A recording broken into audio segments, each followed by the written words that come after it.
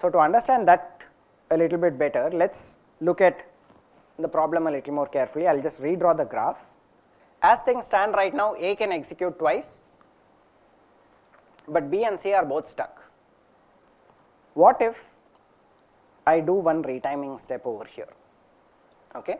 So what do I mean by this retiming step? It basically means that I could, since the two edges, if you look at the two edges, one of them is going from the side of A to the side that B and C are on, the other edge is going from the side that B and C are on to the side that A is on. Okay. So I have to obviously adjust the way that I do the retiming. One thing I could do is -1 over here, +1 over here, right, which means that the resulting graph then looks like 1D over here and 1D over here. It was a very simple retiming step. How has this changed the way that I look at the problem? Now at t equal to 0,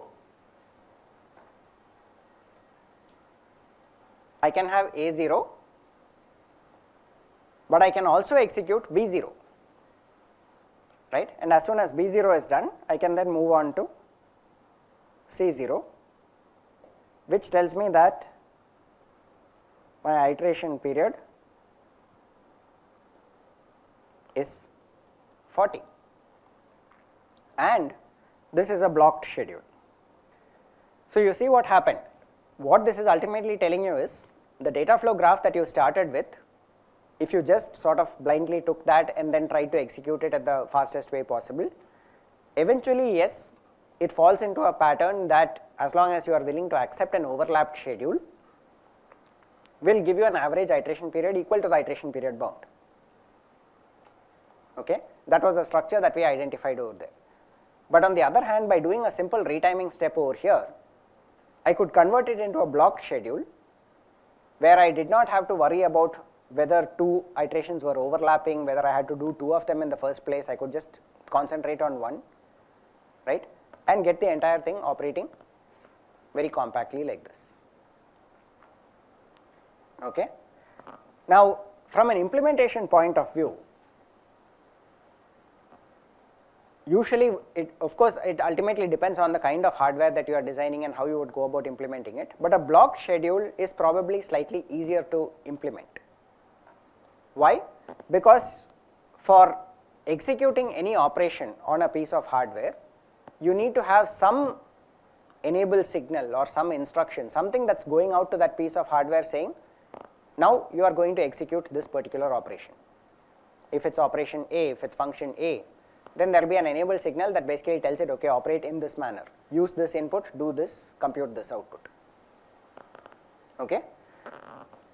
For a blocked schedule, I can just sort of have those enable signals and say, okay, from time 0 to 40, how should the enable signals be generated for processor 1 and processor 2? That's it, right? Whereas for an overlapped schedule, things are a little bit more tricky. I need to keep in mind that there are two different copies of execution going on. I need to keep track of all the time instants across that entire overlapping period and say, okay, these are the different changes that need to happen at different time points in time. Not impossible, of course, otherwise people would not even be considering overlapped schedules, but from an implementation point of view, it is likely that a block schedule is going to be a slight simplification, probably a slightly simpler way of achieving the same result. Okay. So what's the bottom line? Both of these data flow graphs, the retimed one as well as the original one, correspond to the same functionality that goes from the property of retiming itself. Okay. But the fact is, once you do that one retiming step, how you schedule it, what it converts to in terms of the sequence of operations that are executed can change. So how should I go about finding the best or optimal kind of retiming in order to do this? That itself is a subject of some study, but at the end of the day, it is not one of those things that you need to worry too much about, because if you think about what happened over here, we did not even really do anything fancy in order to come up with this overlapped schedule, right? We just pretty much started executing things as quickly as possible, allowed it to run for a little while, and we found that the entire thing falls into a pattern and we have to identify that pattern. If you are doing this manually, you can do it, that's probably how you would go about doing it. that does not scale. A computer cannot go around just randomly executing things and looking for patterns. That's number one. The second is you might not find a pattern very easily, or you might find that the pattern gets too complicated. After all, over here there were only 3 operations to be executed. What if there are 20, right? And 20 is itself a fairly small number. Okay. So the point is there are systematic procedures by which you can go about scheduling this. We will look at some of the scheduling techniques going forward, but why are we sort of looking at all these different methods in such a complicated fashion rather than just saying, okay, this is the problem to be solved, let's do it? Because it turns out that these problems are computationally very hard to solve.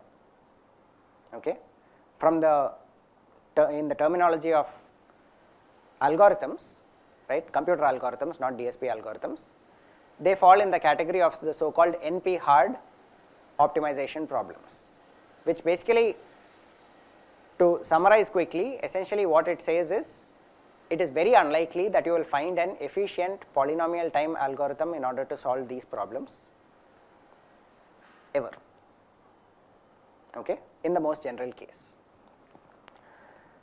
All right. So, like I said, 2 things. One is the terminology, block schedule, overlap schedule, Gantt charts, as well as the fact that how would you go about finding such a schedule in such a case.